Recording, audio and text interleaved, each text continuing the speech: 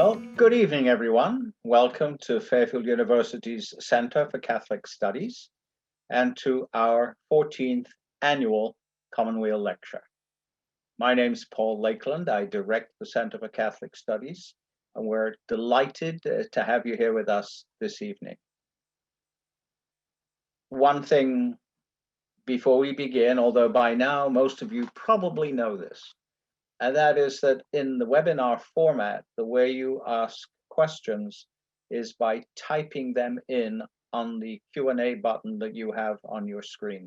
You can type the question in, you can type it in anonymously, you can type it in with your name, and you can, most importantly, put it in there the moment the question pops into your head. You do not need to wait until the end of the presentation.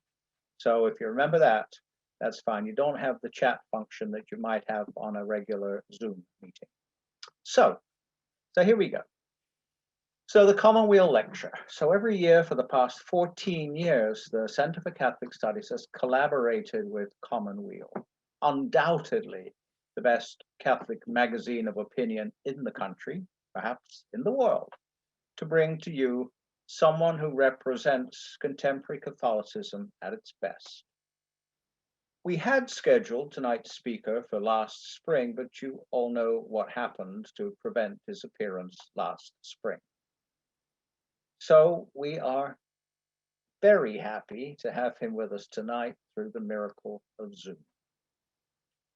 Robert Ellsberg is a modest man, but he is a giant in the world of US Catholic publishing. Since 1987, he's been the editor-in-chief and publisher of Orbis Books, the publishing arm of the Marian Fathers. Orbis Books, you should know, maybe many of you do know this, you should know, has been singularly responsible during Robert's tenure for consistently making available the best of progressive Catholic theology, spirituality.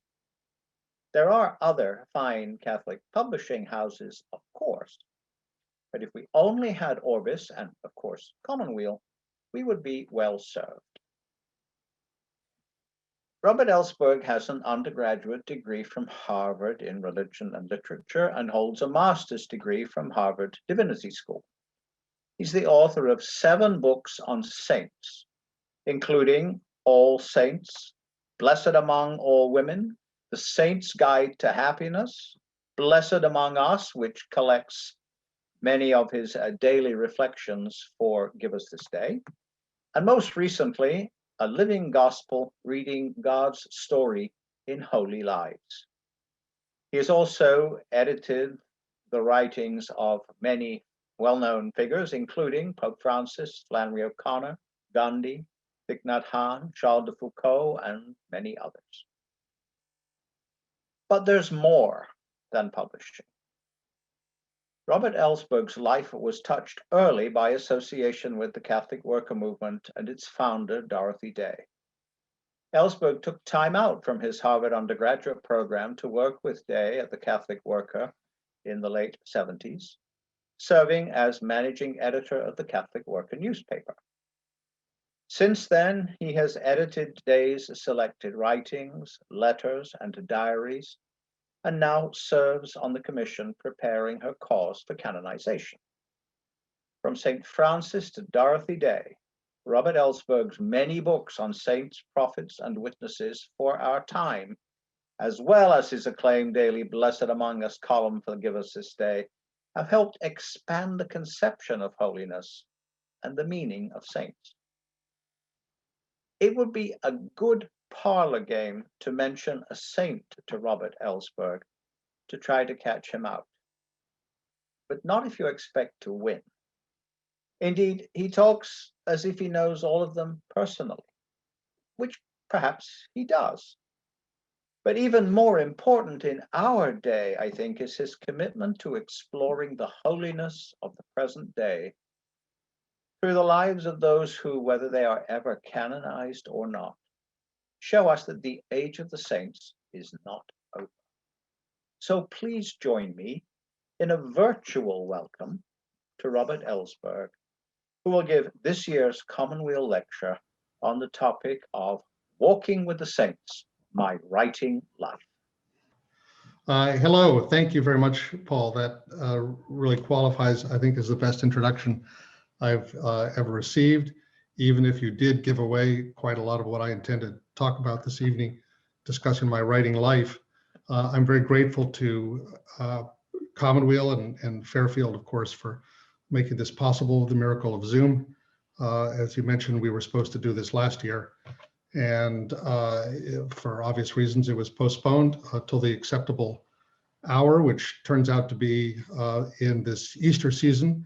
And as I will disclose later, it also happens to be a date of very particular importance to me. So I'll mention that later.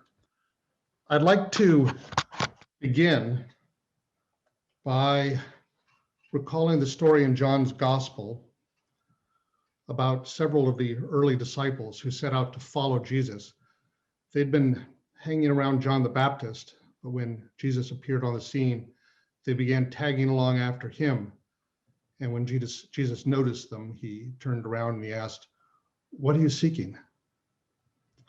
It doesn't seem as if they'd spent a lot of time preparing for this question.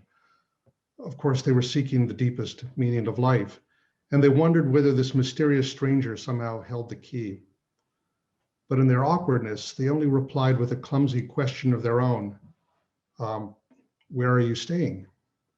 Still, Jesus seemed to know what they were really after. "Come and see," he replied. So they came and they saw where he was staying, but evidently a lot more, since they stayed on for the rest of the day and all the days that followed.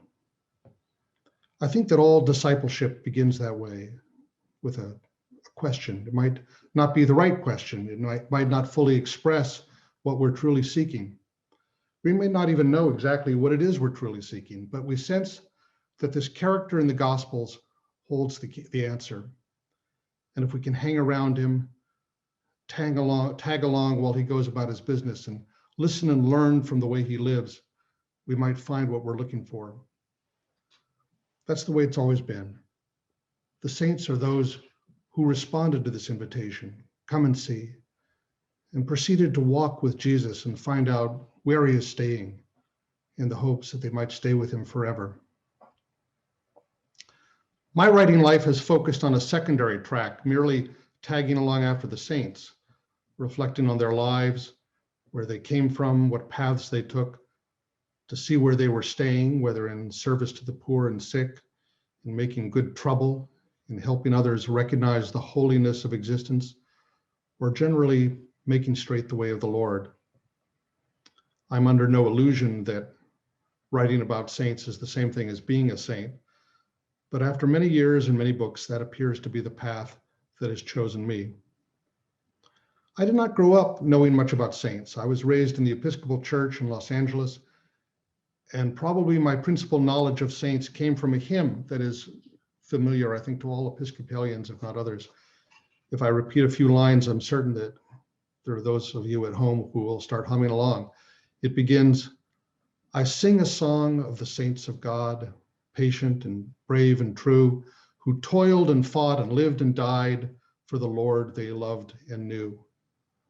The best part of the hymn comes with a recital of the various types of saints. One was a doctor, and one was a queen, and one was a shepherdess on the green. They were all of them saints of God, and I mean God helping to be one too.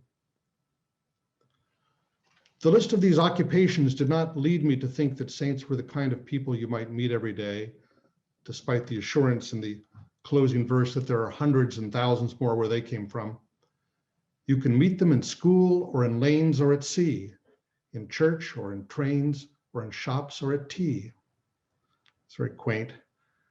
My parish church was named after St. Alban, yet I don't ever recall being told anything about St. Alban, whom I figured was some kind of notable English bishop, maybe. Only much later did I learn that St. Alban was the first martyr of the English church, a prominent citizen who lived in Roman-occupied Britain sometime in the 3rd century. One day he gave shelter to a priest who was fleeing persecution. Although Alban was not a Christian himself, he was moved by the faith of his guest, and after several days, he asked to be baptized. As soldiers were approaching, Alban exchanged clothes with the priest and sent him on his way. So when the soldiers arrived, they seized Alban, mistaking him for the priest, and brought him before a judge. After revealing his identity and declaring himself a Christian, Alban was condemned to accept the priest's fate, to be flogged and beheaded.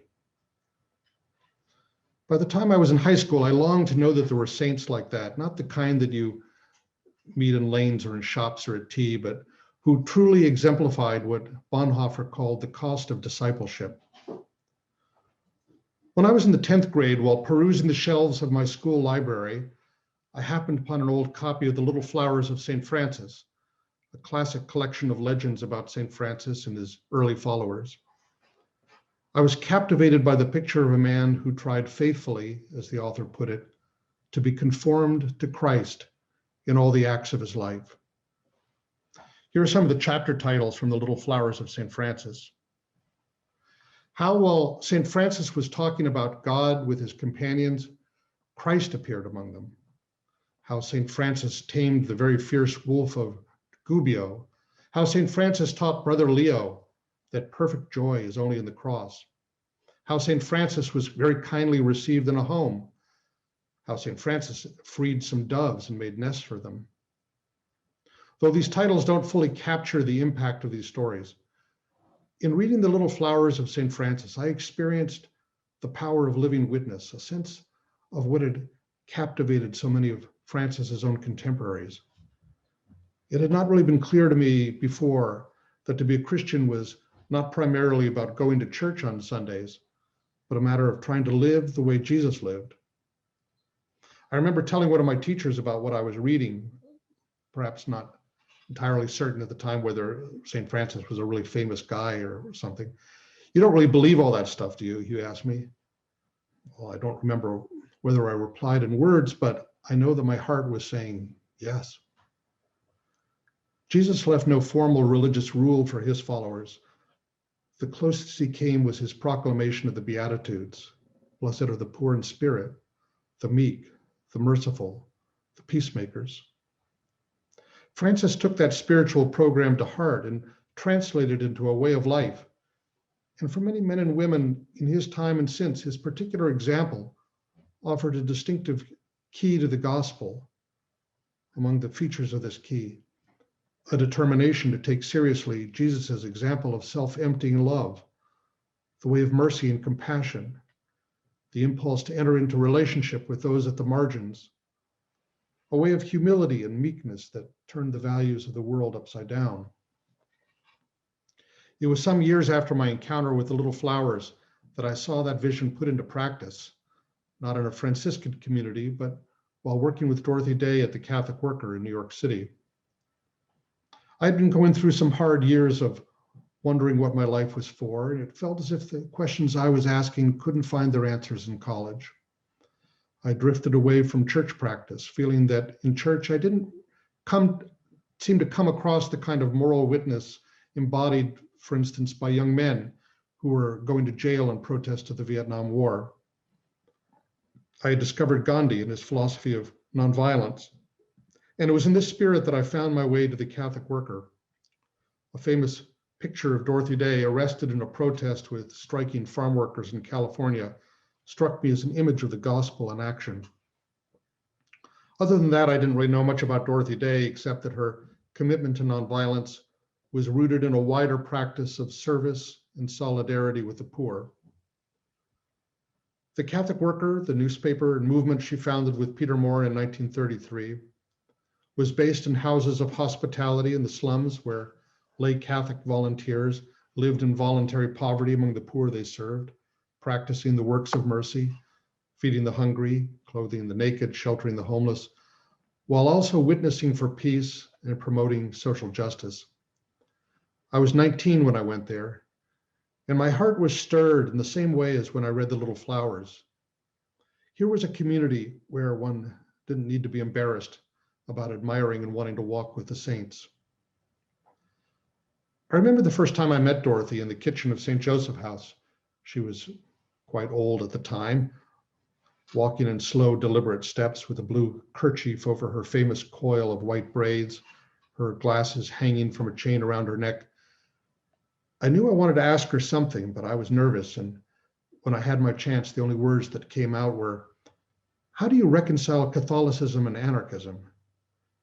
And she looked at me with a bemused expression. She knew that what I was really asking was, "Where are you staying?" And she answered, "It's never been a problem for me."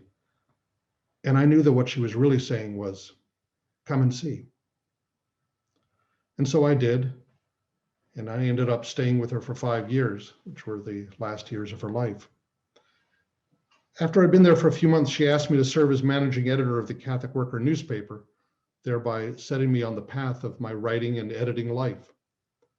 In the end, it wasn't evidently my vocation to remain at the Catholic Worker, but apparently was my vocation to be an editor, in fact, remarkably, her editor. After Dorothy's death, I edited her selected writings, and later I was invited to edit her diaries and her letters. And this month, as Paul mentioned, Orbis will bring out my latest edition, a collection of her writings from the 1960s. In my introduction to her selected writings, I quoted Dorothy as saying, "Don't call me a saint. I don't want to be dismissed so easily." I presume that everyone listening this evening is familiar with that line. It has become one of the most famous things that she ever supposedly said, though actually I have no idea where I heard that line, and I feel some regret and personal responsibility insofar as it gives people permission to think that Dorothy was somehow cynical about saints or the process of canonization. Certainly she didn't want people to put her up on a pedestal or shape her to fit some stereotypical model, which is all too often what we do with saints. She didn't want people to think, Dorothy can do these things. After all, she's a saint. That was a way of trivializing the hard work and sacrifice that went into her vocation and letting others off the hook when it came to responding to the gospel challenge. Actually, one of the first things I came to know about Dorothy Day was her deep devotion to the saints. To Dorothy, they were not just heavenly patrons, but friends and companions. In the early years of the Catholic Worker newspaper, it was largely illustrated by pictures of saints dressed in modern garb, performing the works of mercy. They showed us how to be followers of Jesus in daily life. They were reminders of the vocation to which all Christians are called. There were many saints who popped up regularly in Dorothy's conversation and writings. Saint Joseph, of course, patron of the Catholic Worker, who was himself a worker. Saint Benedict, the father of Western monasticism, who promoted the life of community as a path to holiness, and who lauded manual labor as a form of prayer. Saint Teresa of Avila, the mystic and reformer who would raise the spirits of her sisters by dancing on the table with castanets. And her favorite, Saint Therese of Lisieux, the Carmelite nun whose teaching on the little way showed the path to holiness that lies in all the tasks and encounters of our daily life. And then, of course, there was my personal discovery, Saint Francis, who set out to reform the church by imitating the radical poverty of Jesus. But you needn't have spent much time with Dorothy to know that she drew her inspiration from a much wider cloud of witnesses. They included peacemakers like Gandhi, Martin Luther King, and Cesar Chavez, martyrs of the labor movement, writers like Tolstoy and Dostoevsky, and even fictional characters from their novels. One of the deepest messages I received from Dorothy was that all Christians are called to be saints. This didn't mean aspiring to canonization or having a church named after us. It meant taking seriously our baptismal vows, responding to the call to put off the old person and put on Christ. It was a process that would occupy us for our entire lives. It would never be fully accomplished. It was something expressed not only in great and heroic deeds, such as, in her case, going to jail for the cause of peace, or even founding a Catholic worker house of hospitality, but in the everyday occasions for forgiveness, patience, and gratitude. I have no doubt that Dorothy will be declared a saint. Her cause is already in process, and by a curious twist of fate, it has even fallen to me to play a supporting role in this process, serving on the commission appointed by the Archdiocese of New York to prepare her cause for Rome. Will I live to see that day? Who can say? I lived to hear Pope Francis in his address to a joint session of Congress include Dorothy as one of the 4 great Americans around which he organized his talk. I even lived to see Mayor Bill de Blasio just last month announce plans to name a new Staten Island ferry boat in her honor. I would have actually loved to see her response to that. Surely never occurred to her to say, don't call me a ferry boat. So the mayor is on safe ground there. 5 years after my arrival at the Catholic Worker, I left New York and returned to college. I had found much of what I had been seeking and perhaps more. Among other things, I had become a Catholic, and one of the things I carried with me was a fascination and devotion to the saints. That Christmas, I purchased a lavish gift for myself, a 4-volume hardback edition of Butler's Lives of the Saints. Over the years that followed, I would read and annotate every page of those volumes. One of my friends, a cradle Catholic, told me that the only reason I could stand to read those things was because I had not been raised on stories of pious children who died before they could ever entertain an impure thought. Perhaps that was so. Nevertheless, these volumes would accompany me ever since. There would hardly be a day when their stories, some inspiring, some incomprehensibly strange, and others like windows into heaven that didn't come to my mind. And in time, I would write my own stories. My first book about saints was All Saints, Daily Reflections on Saints, Prophets, and Witnesses for Our Time, which was published in 1997. By that time, I was editor-in-chief of Orbis Books, and I conceived the idea of a book of daily reflections on saints, not just canonized saints, but other holy people, prophets, and witnesses. My only question was, where could I find someone to write such a book? It was one of my colleagues who planted the idea when she said, why don't you write it yourself? That was all the permission I needed. The book poured out of me in just 1 year as I worked on it from 11 p.m. until 1 a.m. every night after my children went to sleep. This was obviously a book of saints, very much inspired by my time at the Catholic Worker, freely combining traditional saints with the kind of people Dorothy revered and others who had inspired me along the way. And so I wrote about saints like Teresa of Avila, Francis and Clare of Assisi, and St. Ignatius. But I also included mystics like Julian of Norwich and Meister Eckhart, witnesses for peace like Gandhi, modern prophets and martyrs like Oscar Romero, poets and artists, and even a few wild cards like Oskar Schindler, Vincent van Gogh, and Camus. Not likely candidates for canonization, surely, but figures whose moral actions, compassionate vision, or even holy doubts might speak to the challenges of our time. In devising my list of saints, I was inspired by a quote from Simone Weil, one of my favorites, the French philosopher and mystic, who said that today it's not enough merely to be a saint, but we must have the saintliness required by the present moment. The problem with many accounts of saints is that they identify saintliness with a set of stereotypical qualities, as if becoming a saint were a matter of being fitted to some prefab suit of clothes. But where was the creativity and inventiveness that found its shape in the holiness required by the present moment? Where was the humor and exuberance of St. Francis? Where was the audacity of St. Teresa in undertaking the reform of the Carmelite order? Where were the doubts and misunderstandings and the struggle to contend with opposition at the hands of church and secular authorities? As I looked at the lives of the saints, I saw over and over again how they felt impelled by the gospel to address a problem or challenge posed by their moment in history, a challenge that others had not recognized. Sometimes, like St. Francis, they had to invent a new model of holiness. In reading the life of Dorothy Day, I was struck by the long journey that led to her own vocation in the Catholic Worker. As a child, she'd been attracted by the stories of the saints and their heroic service of the poor and the sick. But where, she asked, were the saints to change the social order? As she said, not just to bind up the wounds of the slaves, but to do away with slavery. In effect, she perceived the need for a new kind of holiness, and her vocation came about in response to that call. In the Catholic Worker, she found a way to combine her faith with her commitment to social justice and the cause of the oppressed, not just through the works of mercy, but in the struggle for justice, in working to build a new kind of society based on values that would not give rise to so much poverty and the need for charity.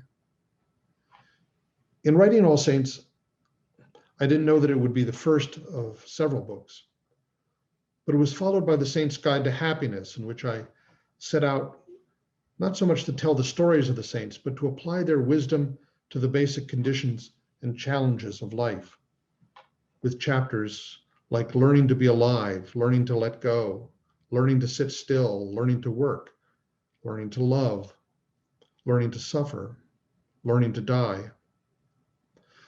I wanted to show the connection between the happiness we all seek and the holiness to which we are called, in contrast with pious stories of saints that show them as being close to God, but perhaps not entirely human. I wanted to show, as Thomas Merton writes, that holiness is really a matter of being more fully human. As he put it, this implies a greater capacity for concern, for suffering, for understanding, for sympathy, and also for humor, for joy, for appreciation for the good and beautiful things of life. I had experienced all that in the presence of Dorothy, and she trained me to look for it in other holy lives. That book was followed by Blessed Among All Women, a book on female models of holiness organized around the Beatitudes. I noticed that in traditional accounts of women saints, typically written by men, their lives were shaped around certain supposedly feminine virtues, such as purity, humble service, obedience, and patient endurance. Seldom were women recognized for defying restrictive codes and models of behavior, for audacity and wit in surmounting obstacles placed in their path. If many saints faced the challenge of charting a new path, it fell to women to confront the additional challenge of gender codes, in some cases invested with divine authority, in order to assert their spiritual integrity. Later, they might be lauded as faithful daughters of the church, but while they lived, especially if they proposed any innovation, holy women have typically contended with male authorities who are only too eager to inform them that their visions or desires contradicted the will of God. A new chapter in my writing life came 10 years ago when I received an invitation from Liturgical Press to contribute a daily column, Blessed Among Us, to their new monthly prayer journal, Give Us This Day. Along with my trademark blend of traditional and offbeat saints, there were opportunities every month for my own version of breaking news, perhaps the canonization of figures like Oscar Romero or John the 23rd, the 50th anniversary of Merton's death, or figures drawn from the daily news or obituary columns, the martyrs of Mother Emanuel Church, Daniel Berrigan, Mr. Rogers, and Sister Wendy Beckett. Not everyone was pleased by my approach, in which some detected what they called a definite social justice agenda. Such critics tended not to renew their subscriptions. Those who remained were evidently acclimated to my brand of saint watching, and Liturgical kept me on. My original contract was for 2 years, but I'm still at it 10 years later, having contributed well over 1,000 entries, many included in my book, Blessed Among Us. Over time, I had settled on the term saint watcher for my occupation. It seems like a friendlier word than hagiographer for someone who writes about holy lives, and it also had the virtue of making me sound as if I'm out and about and not simply poring over archival records. The word hagiography has fallen into disrepute. It has become associated with a particularly saccharine, credulous, and pious style of writing. Too often, as Dorothy Day observed, the lives of the saints are written, quote, as though they're not in this world. She continues, we have seldom been given the saints as they really were. Perhaps that's part of my mission, to give the saints as they really were, and perhaps also to enlarge our understanding of what holiness means, to look beyond the tendency to think that the number of saints is the same as those who have passed the high bar of official canonization. Jesus never outlined the criteria for canonization, but he enumerated a list of those who are blessed, the poor in spirit, the merciful, the pure of heart, the peacemakers. These are not exactly the traditional criteria for naming saints, but it's possible to identify these qualities not only in great figures like Mother Teresa or Oscar Romero, but in people of our own acquaintance. Perhaps as Pope Francis writes, they are among, quote, our mothers, grandmothers, or other loved ones. Their lives may not always have been perfect, Yet amid their faults and failings, they kept moving forward and proved pleasing to the Lord. Above all, I am interested in the living gospel that is written in the lives of those who have walked the path of holiness. I like that phrase, walking the path of holiness. When we speak of saints, we tend to think of a finished product, but while we live, our lives are never finished. In the case of the saints, their holiness was expressed in the whole course of living, in their quest for their vocation and how they responded to the challenges of their moment in history, in their encounters with other people, and how they confronted obstacles, disappointments, temptations, suffering, and how they persisted up to the end. This is what it means to walk the path of holiness. And when we speak of saints in this way, it helps us recognize the lines of continuity with all who aspire to walk that path. And what else does it mean to be a Christian but to walk that path, to relate our story to the story of Jesus? At the end of the day, the object is not to be canonized or to be called a saint. The object is to be a whole person, an integrated person, a happy person in the best sense of someone whose life is aligned with the deepest purpose for their existence. And recognizing those qualities in other people is one of the ways that opens up our own path. I've developed those ideas in my most recent book, A Living Gospel, Reading God's Story in Holy Lives. Inspiration for that title coming from a passage from Jean-Pierre de Caussade that I have up here. He writes about that the Holy Spirit writes no more gospels except in our hearts. Rather than focus on the extraordinary achievements of the saints, I tried to look at the story of Jesus that was written in their lives. This shifts the focus away from some heroic deeds or essential teaching to the totality of their story, a narrative that's marked not only by moments of grace and victory, but also by doubt, confusion, and uncertainty. The pattern for that is in the Gospels themselves that tell us about Jesus by means of a story in which it's not all just a matter of glorious mysteries, but also his wandering around and being completely misunderstood and facing opposition, and his weeping tears of blood in the Garden of Gethsemane, his feeling of abandonment on the cross, all part of the story that God is telling through his life. Pope Francis was a great inspiration for this book. In his famous interview with America magazine in 2013, he distinguished between what he called a lab or laboratory faith and what he calls a journey faith. In a lab faith, everything is clear-cut and certain. All the answers are known in advance. But in a journey faith, we discover God along the way. The truth emerges through experience. And this is a faith that's open to the experience of doubt and uncertainty, and it's always open to ongoing conversion. I think that idea provides a key to understanding Pope Francis, among other things, in his very Jesuit emphasis on the importance of discernment. He writes, "Our life is not given to us like an opera libretto in which all is written down, but it means going, walking, doing, searching, seeing. We must enter into the adventure of the quest for meeting God. We must let God search and encounter us. God is encountered, walking along the path." As a young Jesuit priest, Pope Francis wrote a personal creed. In this creed, he freely interpolates his reflections on God, Jesus Christ, Mary, and the Church with references to his own life. He writes, "I believe in my life story, which was pierced by God's loving gaze, who on that spring day of September 21st came out to meet me to invite me to follow him." He's referring there to the day when he was 16 and he happened to walk into a church in Buenos Aires, and he was moved to make his confession. And afterward, he had the burning conviction that he would become a priest. He continues, "I believe in my pain made fruitless by the egotism in which I take refuge. I believe in the stinginess of my soul, which seeks to take without giving. I believe in the burning death of each day from which I flee, but which smiles at me, inviting me to accept her.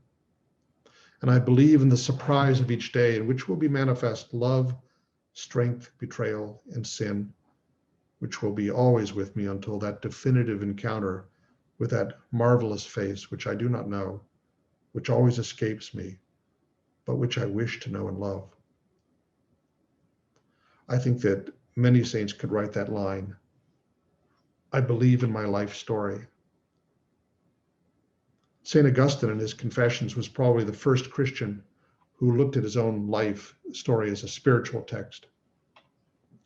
In this story, his restless search, his own failures and sins were as much a part of the story as his eventual conversion, because in the end, he saw it all as a story of grace. God was present in his life, hovering over him, even in those times when the thought of God was far from him. Dorothy Day is another who looked at her life this way. In her memoir, The Long Loneliness, she described many intimations of faith and the example of various Catholics who pointed her toward her eventual conversion, but she gave equal credit to her experience in the radical movement, the example of those who dedicated themselves to the poor, even when they were not consciously motivated by faith. She gave credit as well to her experiences of failure and confusion, experiences of both joy and grief, and ultimately the experience of loving a man and giving birth to a daughter, even though in choosing to become a Catholic, it meant separation from the father of her child. God was present in the whole story. In becoming a Catholic, she simply acknowledged and welcomed this understanding. In my book, along with Dorothy Day, I included expanded accounts of others who've played an important role in my life, particularly Thomas Merton and Henry Nouwen, two figures who represent so clearly to me the meaning of a journey faith. Both Merton and Nouwen engaged in a continuous spiritual journey that continued up until the moment of their sudden deaths, Merton at 53, Nouwen at 64, both of them younger than me. At several points along the way, they believed they had reached their destination and found their true homes, but there was always more, an ongoing process of conversion and turning toward God, responding to a voice that called them deeper into the heart of their vocations. Toward the end of their lives, both of them wrote strikingly similar prayers, acknowledging that they did not know where they were heading, where God was leading them, but trusting that God was with them on the journey and that if they continued to move forward in faith, God would ultimately greet them at the end. This is what a journey faith is about. And it offered me a new way of understanding and reflecting on the saints, because as we reflect on the story of Jesus that is written in their lives, it makes it possible for us to look at our own lives in a new way, to understand the patterns of grace and renewal that are written in our own efforts to walk with Jesus. And so why do I write about the saints? I believe we are affected by what we look at and what we love. It makes a difference if we look at stories that elevate our spirits, that enlarge our moral imaginations, and open our hearts to new possibilities of human living. So often we give our attention to things that do the opposite. In reflecting on the stories of saints, I was struck by the fact that for so many of them, a critical turning point came through their encounter with another saint. Sometimes that was a personal encounter, but often it came through reading a story. In the first case, there were all those young men and women in Assisi who were captivated by the example of St. Francis and who abandoned their privileged lives to join him in poverty and joy. But later, that same effect came from stories about St. Francis and his followers, like those in the Little Flowers of St. Francis. And as they began to circulate, Franciscan fever swept through Europe like a pandemic. St. Ignatius of Loyola, founder of the Jesuits, was converted by reading lives of the saints.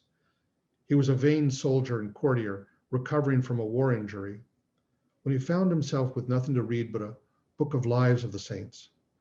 At first, he found them boring compared to the tales of courtly valor he was used to. But gradually, as he read these stories, he found his heart strangely stirred. For the first time, he recognized a different kind of valor.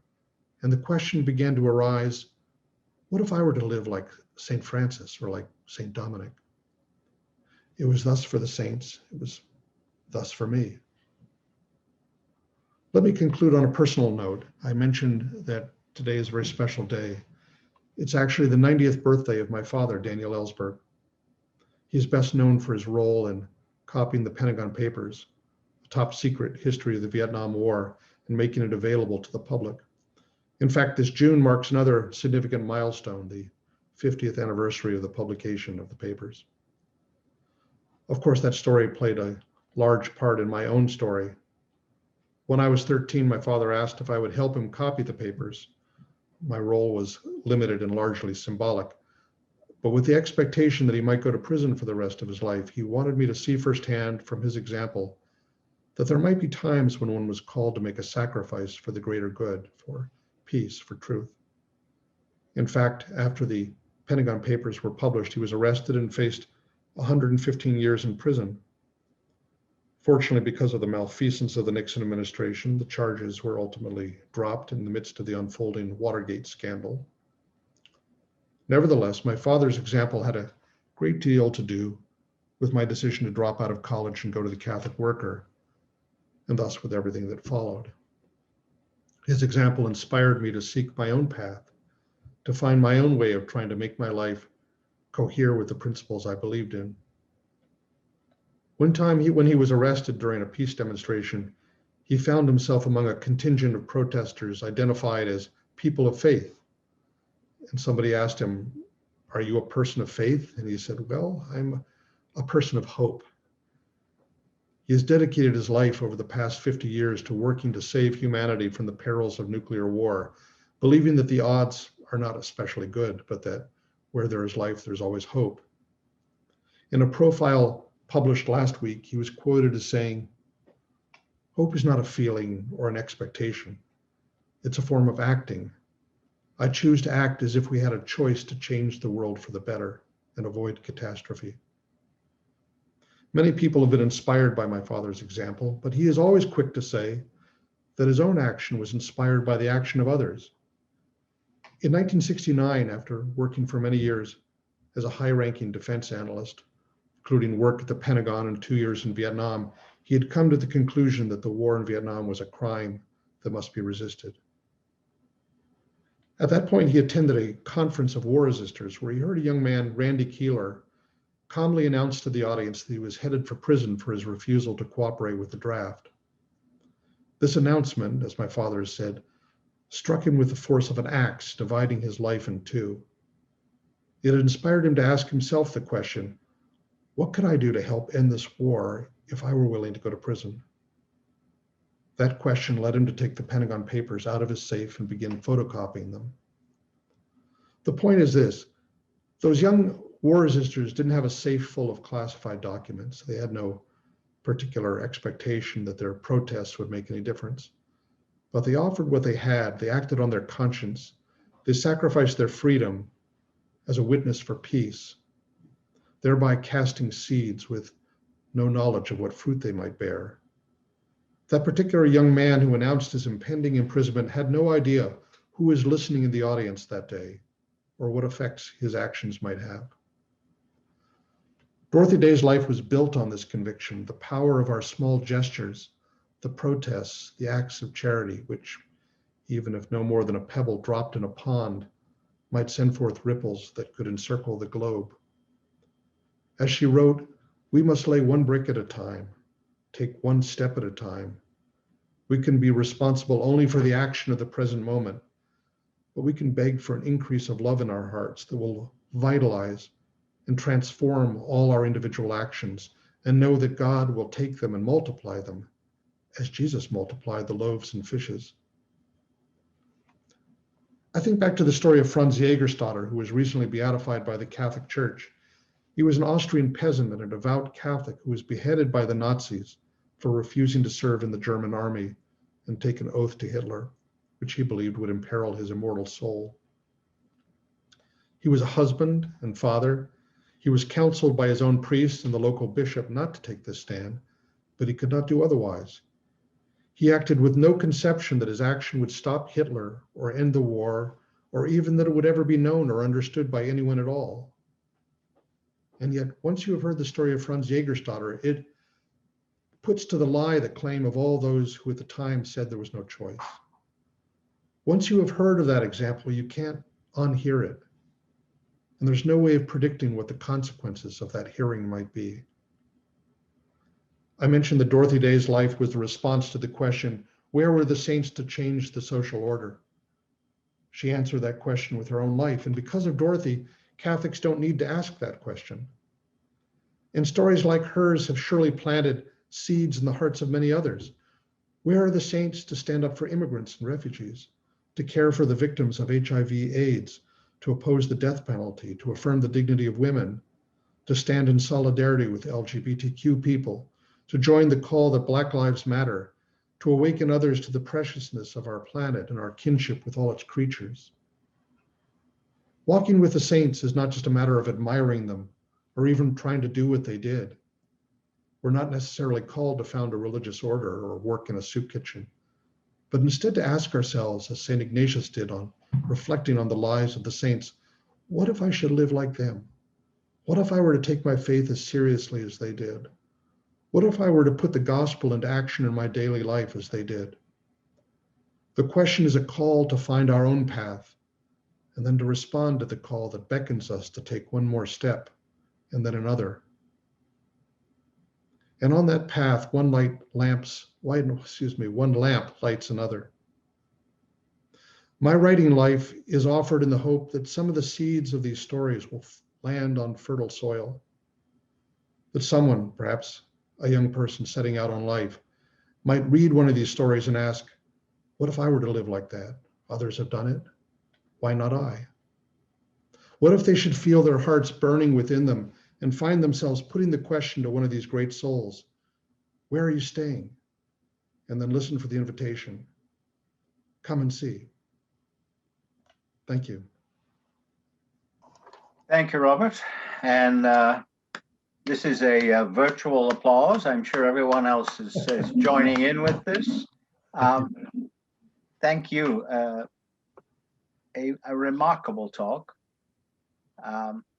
A very moving talk and a very rich talk. So before we get to the questions, of which I might say there are many, let me just tell our listeners what they may want to know, which is that about a week or 10 days from now, you can go to our website and see a recording of this talk, which might be something many of you would like to do to catch more of the richness of Robert's presentation. So you go to the same website you went to register and find your way to the archives, and there, among many other wonderful talks, you will find this as the latest and one of the most wonderful talks in our series. So we have a number of questions, and you may be interested to know that there are 280 of you sitting out there having listened to this talk. So, Robert, to get us started, actually, I have to tell you this because I think it probably matters to you. The very first person who put anything onto the question and answer thing is a man called, I think it's Dan Mauk or Mauk, yeah? And he says, hi, Robert, I'm sitting in Dorothy's room in her rocking chair. Very good. No question, just a hello. But then he does come up with a question. So his question is, who was your favorite saint at the Worker? I'm not sure if that means among the people who were there or what. There was a Catholic worker named Stanley Vishnevsky who said that the Catholic Worker was made up of saints and martyrs. It took martyrs to put up with all the saints and vice versa. So I'm not sure I can name anyone that I knew there apart from Dorothy. She counts double. But who did I kind of learn about? I guess that's a really good question. I mean, it was Gandhi who really brought me to the Catholic Worker, and Dorothy often liked to point to me in an edifying, fashion and say he became a Christian by reading Gandhi. That would, shock or surprise some people. I learned about. I mean, you could fill the All Saints is pretty much full of people I learned about there, including writers like Léon Blois and the Maritans, and philosophers like Emmanuel Mounier, and revolutionaries like Gustav Landauer. I guess when people always ask me who's your favorite saint, it almost depends on how I'm feeling that day and what I'm looking for, whether it's someone who kind of makes me love more deeply or be braver, and or calls me to recognize my my neighbors. I think I'll give this answer. One person that was utterly new to me, not having been raised as a Catholic, that I learned about at the Catholic Worker through Dorothy was Therese of Lisieux, whom I mentioned, who was her favorite saint. She wrote a book about Therese. And Therese's spirituality the little way kind of permeates everything about Dorothy, about her belief that holiness is really a matter of how you respond to the moment that you're in and your encounter with the person who's right before you, rather than just thinking in grand abstract terms about humanity in general. Try to be more patient, try to be more forgiving, more loving with the person who is sitting right next to you, who may be someone who in a human sense is quite unlovable apparently, but if you try hard enough, you can do it. And she applied that in the social realm as well with her protests, and the idea that the important thing was not making a lot of noise or the numbers that you have, but the purity of your witness and your intention. So a couple of questions I'm going to put together here. They seem to go together. They have to do with maybe some of the people who don't quite make the saints for you. So Thomas Sorrow at Fordham asks this. He says, when you're considering figures who are especially worthy of being considered saints, are there any deal breakers? I'm thinking perhaps of deficits of key virtues. For example, he says, I suspect that Pope Francis would rule out anyone who exhibits callous indifference to the marginalized, no matter how great their other virtues. So are there any deal breakers in your estimation? And I'm going to add to that the question from Leo Jacobi, who asks, by what criteria would you choose not to write about someone? Are there some choices you regret making? Gosh, so there's a lot of really interesting questions. One of the advantages of writing your own book of saints is that you get to come up with your own criteria, and they largely, in my case, had to do with people who just spoke to me. They weren't necessarily perfect people, and certainly many of them were compromised in one way or another in terms of their social consciousness in the time that they lived. There were some people. I mean, and sometimes I had the advantage of my ignorance. If I really dug hard enough, I would find out things that might be shocking to me. I did not like to have anybody there who was a enthusiastic, exhorter to the Crusades, people who were responsible for, the Inquisition, or for obvious anti-Semitism was one of the features of their preaching, but not everybody I included, would kind of. Fortunately, I don't claim any infallibility about this. Have I included people where I thought, oh, I really made a big mistake there? What's interesting is actually, when you look back at All Saints, 365 people, of whom half of them or so were not canonized saints or not in process of canonization, and it has been actually remarkable to me that I have a pretty good batting average on calling people who have been, at least among the Catholics who are eligible for beginning the process or being canonized. I think there's something like 30 or 40 of them that have moved in that process. So, which maybe means that there's still hope for Vincent van Gogh or Dostoevsky or whatever. I would not have necessarily included Thomas Merton in that list until Pope Francis recognized him up there with Abraham Lincoln and Dorothy Day and Martin Luther King. Now, I write, also these daily pieces for Give Us This Day, and there I don't rely as much on just the people who are fantastically inspiring to me. I think it's there's something to be said for just introducing people to people who've been recently canonized and traditional saints, as well as throwing in my own kind of wild cards there. But often I will look at some newly beatified person and say, I just don't have anything to say about this person. It's just the same old kind of stereotyped story, and I don't want to just contribute to the idea that every foundress of a religious congregation is somebody who necessarily speaks to us. And some of them where there's just too much emphasis for my taste on kind of mortification of the body and a kind of a delectation in suffering, or something that I just find distasteful. Or times I feel I've already written enough stories of that kind, of that sort of rush, that kind of Roman martyr, for instance. So, but there are definitely some that I've never written about the founder of Opus Dei. It's not my cup of tea. I am. It's fun. They actually did ask me at one point. They said, "Listen, there is a feast day for Pius X. Do you think you can bring yourself to write about Pius X?"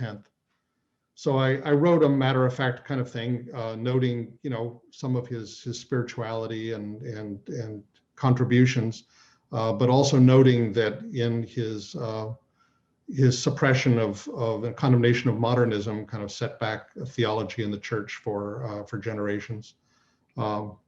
There's the question, for instance, what do you do about a Juniperus Serra, for instance, who has been canonized and has many great advocates in the church, Archbishop of Los Angeles and others, who are Bishop Barron, various people who are very keen on him.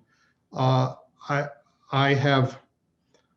wrote about him with some mixed feelings because of the controversies that have arisen, the feelings of Native peoples about the role of the Spanish missionaries and whether there was coercion or even violence that was part of that kind of model of mission and evangelization. And I can't say he's somebody I'm top of my list. There's a difference between the people I would include in All Saints, who are kind of my all-star team, and here comes everybody that is sort of what I try to do in Give Us This Day. So I could talk about this subject all day long, but there are probably other questions. Well, actually, something of what you said there leads me to pick this question out. There's a lot of questions, folks, so we're not going to get to all of them. But following up on what you said there, we have an anonymous question. How do we share your insights and wisdom with those who do not value stories of the saints? That is, the religious right, including the Catholic right wing. Well, they certainly care about stories about saints, and even many of the saints that I write about. People who think that everything for me is through some communist bias or something like that, only have to look at All Saints and see that I write about Padre Pio and Teresa of Lisieux and all kinds of traditional saints. What I try to do is, as opposed to the kind of deductive approach of most books of saints, which is, here are the saints who've been canonized, now let's tell you why you should be interested in them, or what they have to say to us. I kind of begin with what are the kind of spiritual questions that interest me. What, that question of Simone Weil, what is the holiness needed for the present moment? And so to kind of look back, asking sort of different questions at some of these saints, and I can appreciate all kinds of people. So there's certainly a meeting ground. It'd be, if you compare, for instance, give us this day with its more conservative counterpart, which would be Magnificat, which is a beautifully produced journal and has a very much larger circulation, that they also include saints. And when I look at the saints there, they're often, you said in the beginning, you flattered me by saying that there's not a saint I've never heard of or something, but if I want to find saints I've never heard of, I can open the pages of Magnificat. And they often, they have this emphasis on piety and suffering, and they had their miracles and all the miracles that were, attributed to them. Their mystical, the fact that they could levitate off the ground as they were praying, and that they suffered so much. And some of them are people I've written about too, and they just sound like different people. They don't feel like people I'd like to know. Rembert Weekland did a column in his Archdiocese newspaper one time where it was first on saints I have known, saints I would like to know, and saints I just as soon not know. And these not all people I would want to have a cup of coffee with, or a beer or whatever, beer summit. But they're people who challenge me, and I don't just look to be challenged by people who reflect all my own biases.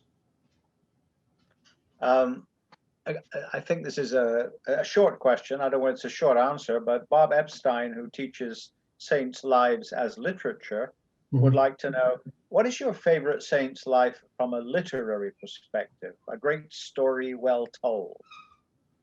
Well, you mean of a fictional saint, or of a literary version of a Are there any fictional saints, Robert? Oh gosh, yes, many. I wish I could have written about more of them. I think Bob is thinking about real saints, not fictional saints. But he's thinking of literary accounts of their lives? Yeah. Huh. Because I would much rather talk about, the Diary of a Country Priest, or Graham Greene's The Power and the Glory, or, things like that. I think it is usually, I think that if you write about a saint in a fictional way, it has to be a person who is very unconscious of their own holiness, whose holiness is not, obvious to themselves, but only to other, or maybe not even to other people, but to the reader, can see what they don't see. And I think there are a lot of great stories like that. Literary accounts of saints, there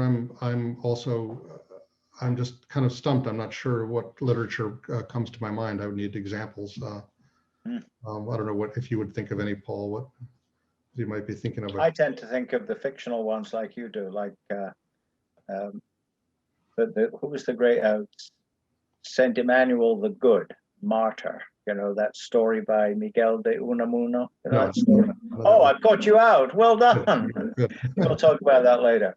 So Robert Fallon has a question for you. So he's asking, he says, in this world of seemingly overpowering corporatization and idolatry of technology, do you think it's more difficult to be more fully human, more saintly today than it has been in the past? What historical or social conditions lend themselves to inspiring people towards sainthood? Is it harder now than it used to be? Well, again, if we think of saints only in terms of founding, religious movements or that sort of thing, that's one thing. But saints are. Let me back up. In writing about the kinds of people I do, I sometimes have the feeling that rather than inspiring people, can be discouraging, and people can think, well, I'm not anything like that, like Oscar Romero or something, or even this. I'm not even like a tortured genius like Henry Nouwen or something like that. Although he's a little closer, maybe. The point is that the forms of holiness are infinitely varied, but they all come down to just, the kind of code of the Beatitudes. Is it harder to be a peacemaker now than it was in the past? Is it harder to be poor in spirit? Well, I think that those, maybe have a different meaning for us in our context now. And I think you can read all of those, the Beatitudes, for instance, in light of the ecological crisis that we face, or the crisis of the threats to humanity from nuclear war. If you look at, let's say, what does it mean to be poor in spirit? Well, it doesn't mean, I think it has a very specific meaning in a culture that is so driven by materialism and glamour and bigness and success. When you think that all these kinds of motives are driving the destruction of our planet, and so a kind of detachment from that agenda, it takes a different form than it did for St. Francis. But even in his time, it was a countercultural move. It was out of step with the values of his community and even of his church. So, you have someone like Dorothy Day. It was very difficult for her to be a peacemaker in the sense that she took that at a time when that was not really recognized as an option by the church. You could say it's easier now, but the challenge is also great. How do you talk about peace at a time when people have just gotten bored with the whole subject of nuclear war? You can, take actions like the Plowshares activists and go to jail. I so deeply admire them. The question is, what does it take to kind of, light a flame?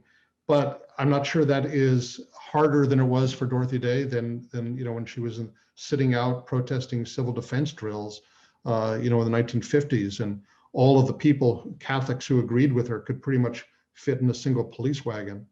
Yes, there are always challenges in every time, because these values are always going to be counter to the agenda of a world that is always driven by power, wealth, and violence.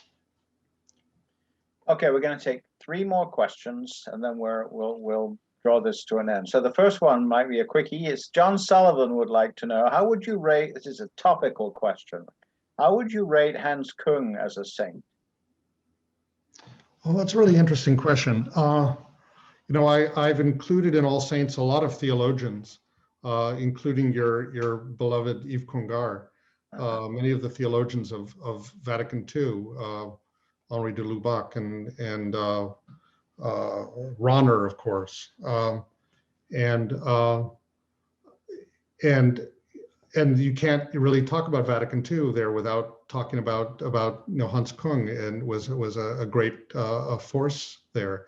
And I think that it's a little presumptuous at this kind of short distance, but my book is filled with that kind of a person who was a kind of, out of a sense of faithfulness to the church, put himself out there, and even was willing to kind of sacrifice the dignity of being, accredited as an official theologian, and suffered a certain kind of opprobrium. On the other hand, he also enjoyed a great deal of celebrity and support and applause for what he did. I'm not sure that he really suffered the way some of the modernist theologians did, or even some of those Vatican II theologians in the 50s and 40s who were silenced, and really had to bear with that in a kind of martyrdom. But I think that Kung is certainly the kind of person who interests me, and I'll have to sit with that for a little while. So a question from the Reverend Stephanie Gannon. Who are our contemporary saints? Who's telling their stories? And who's listening to and being transformed by them? So she says, we live in a culture of such disintegration and distraction. So many are leading lives of loneliness, despair, and disconnection. So where are the contemporary saints? There's several other people who asked the question, basically about, who are the models for today? Hmm. Well, again, there's so many people that, let's say someone like, Ida Ford and Moira Clark, the, Maryknoll sisters, who were among the 4 church women who died in El Salvador. They are held up, on the altar because they were martyrs. But what happened to them could have happened to innumerable other people. I work for Maryknoll, and I have, worked for over 30 years now with people that I consider saints, holy people who have, who have traveled to the ends of the earth to be in solidarity with the poor and those on the margins. And there are so many others that, again, that we are, that don't get singled out. I mean, there's people that would certainly, make it into my book, like Sister Helen Prejean with her extraordinary work against the death penalty, Sister Norma Pimentel with her work on the border with the refugees, prophetic voice like Sister Joan Chittister. I could think of, so many people like that now. But there are innumerable people who don't have their, audience or celebrity. And I think that one of the things that I really appreciate about Pope Francis, after the era of John Paul II, where he was just a dynamo of canonization, 1,000 people that he beatified and canonized. And it was, there was, that gave me a lot of work to do, material to work with. But again, it tended, the more I don't want to say it devalued the currency, but it made it look, well, everybody who founded a religious congregation or something like that is a saint. Pope Francis has moved in a kind of different direction, which is really tried to emphasize the everyday holiness, the holiness of people all around us, and that is what, what our aspiration, our vocation is. It's not to be remembered or have a church named after us, or a ferry boat even, at the very least. But I was very moved by his document on holiness in the modern world, and I, in fact, wrote an introduction to our edition of it. I thought it was one of the most beautiful things I'd ever read on the subject. And he then, it's all focused on, the Beatitudes, which he says is the kind of identity card of the Christian. And we can all think of people in our acquaintance, our knowledge, who exemplify mercy and poverty and spirit and meekness, and peacemakers, those who hunger for justice. And we open our eyes, we see them all around us, and it's easier to think that we might be, hope to be like one of them. So, Robert, a last question, with apologies to all the people whose questions have not been asked. So, a last question for you: is the church better off waiting sometimes centuries before canonizing saints rather than santo subito? I'm definitely of the school that the santo subito is not a good idea. I think that there does need to be some perspective, and that it's at a certain kind of distance that we can, first of all, know enough about a person, and secondly, that that we have a sense of what their legacy is, what their contribution is, what difference what gift they give to the church, except for the fact that they're just very, very famous, at the time that they died. Even in the case of Mother Teresa, who was kind of acclaimed as a living saint, it was a reasonable amount of time before her canonization, and we learned more about her, and I'm glad we did, about her kind of darkness, dark night of the soul that she went through that lasted for decades. That added, a whole new dimension to her. In the case of Dorothy Day, I would have been all for canonizing her instantly after she died. And yet, if that had been done at the time, and she'd been sort of just the patron saint of the Catholic worker, or Pax Christi or something like that, I think that would have narrowed our appreciation for what she represents. And I think it's important to ask, what are the this is not like being inducted into the Hall of Fame. It means nothing to the person themselves. It's a matter of what it means, what it represents to the church, what kind of mirrors of holding up to us of what we aspire to. And I think it is very important to have relatively contemporary figures that we can identify with, not just where they were stuck still catching up with the 17th century. But someone like Dorothy Day, who is a as a lay person, as a woman who was not a member of a religious community, as somebody who was a pioneer in the gospel of peace, as somebody who combined charity with justice.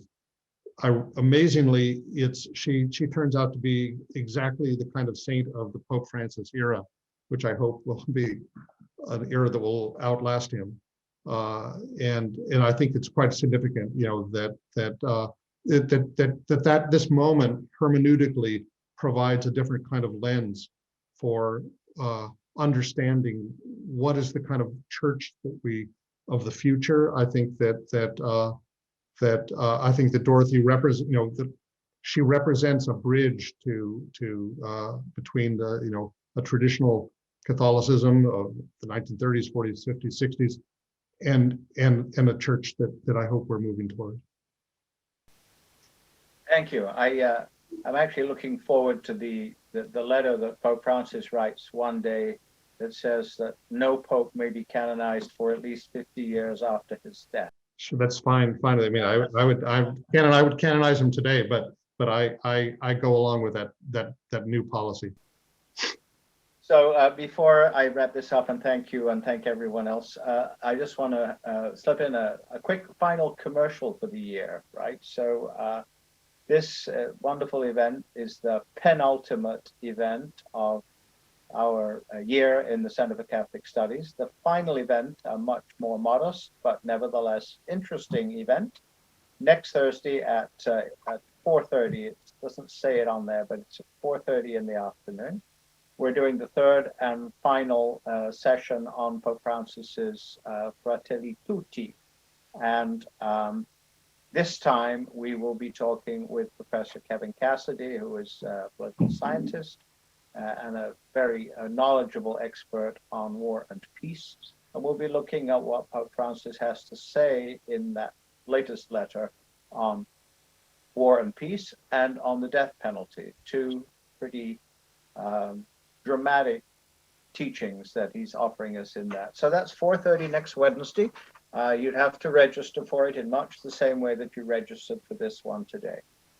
And so now, folks, it just is up to me to thank you all 280 of you for being present today. I am sure that you are glad you came. I am absolutely beyond gratitude to Robert for putting something together for us, which is not only interesting, but deep and demanding some thinking on our part, which is why, just to repeat, if you want to